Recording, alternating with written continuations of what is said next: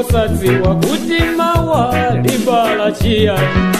Ili wangona maya na mwalira pambo ndiye sina wapezi. Tawi pangono matenda ndiyamba tupilanga lihila lema. Kuchipatala kuti ndiyezi ndinayitenga kwa mako.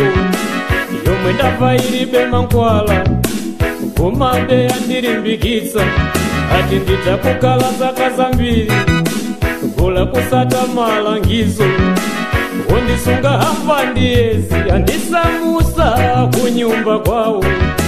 Ndili ndeka ndilibe mbale ndisowa muntu ojeza naye. Achisoniko hakundiyendera koma nawo andikumudwisa. Chakuja ngoyika kunji hati ya kuopa ndikanawo.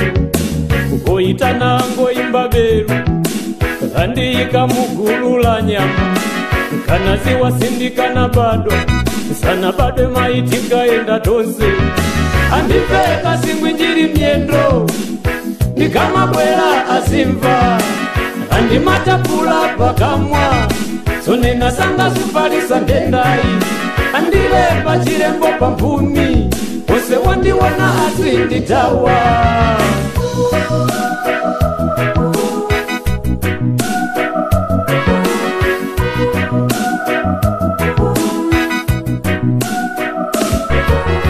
Andiseka hati ndizunzika ndimachimo ochita kolo. Mwina ndikumangoda kolo pamene wonse analiufasa.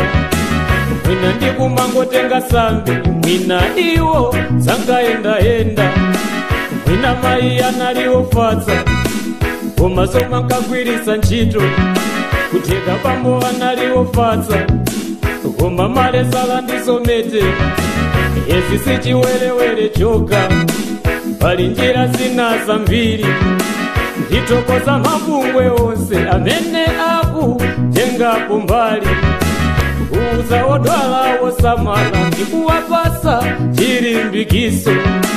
Ndimamene mwamanga dziko kuti lero anthu akumvetsa.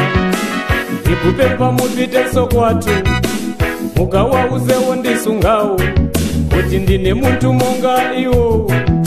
Nditakukala zaka zambiri nditakugwira ntchito iliyonse kula aonetse chikondi.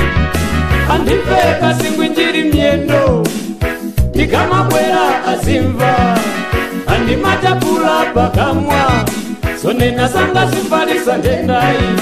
Andilemba chirembo pampumi wose wandiwana azinditawa.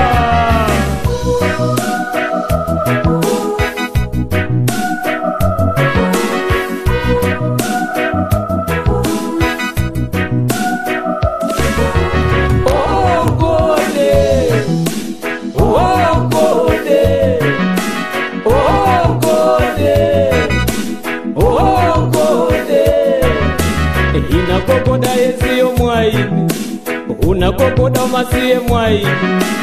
Mawauza kokoda kwa inu linalouza pita kwao. Ndikupemba musandi sale ndikupemba ndikale nanwe. Ogode